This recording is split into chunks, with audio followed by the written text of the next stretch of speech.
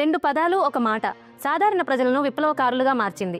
బానిసలుగా ఉన్న దేశానికి స్వాతంత్రంపై నమ్మకం కలిగించింది. అదే వందే మాతరం. వందే మాతరం అంటే భారతమాత నీకు వందనం అని అర్థం. స్వాతంత్రోద్యమంలో కలకత్తా నుంచి కాశీ వరకు, కశ్మీర్ నుంచి కన్యాకుమారి వరకు ప్రతి హృదయంలో మాతృభూమి పట్ల ప్రేమ, దేశభక్తిని కలిగించి సమస్త జాతిని ఒక్కటి చేసిన సమర నినాదం. 1873లో ఉన్నతాధికారి అయిన బంకిం చంద్ర చటర్జీని డఫిన్ అనే బ్రిటిష్ అధికారి బహిరంగంగా అవమానించగా సొంత దేశంలో బానిసత్వం వల్ల కలిగే బాధను తెలుసుకున్నాడు.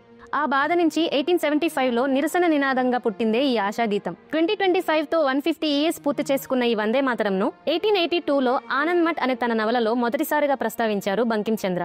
1896 కోల్కతాలో జరిగిన ఇండియన్ నేషనల్ కాంగ్రెస్ సెషన్లో రవీంద్రనాథ్ ఠాగూర్ గారు వందే మాతరంను పాటగా ఆలపించి చరిత్ర సృష్టించారు. 1905 బెంగాల్ పార్టీషన్, స్వదేశీ మూవ్మెంట్ లాంటి ప్రధాన ఉద్యమాల్లో వందే మాతరం ముఖ్య పాత్ర పోషించింది. విప్లవాన్ని ప్రేరేపించే వందే మాతరంను బ్రిటిష్ అధికారులు నిషేధించినప్పటికీ ప్రతిఘటనకు చిహ్నంగా మారింది. స్వాతంత్రానికి స్వరంలా మారిన వందే మాతరంను జనవరి 24, 1950న కాన్స్టిట్యూయెంట్ అసెంబ్లీ అడాప్ట్ చేసుకుని నేషనల్ సాంగ్ గా అఫీషియల్ గా డిక్లేర్ చేసింది. వందే మాతరం ఇది గీతం మాత్రమే కాదు, it is the rhythm of our unity and echo of our freedom. Freedom fighters నుంచి జెన్జీ వరకు Vande Mataram is an emotion since 150 years and forever. ఇప్పుడు మీకు question, constituent assembly national flag ని ఎప్పుడు అడాప్ట్ చేసుకుంది? Comment below.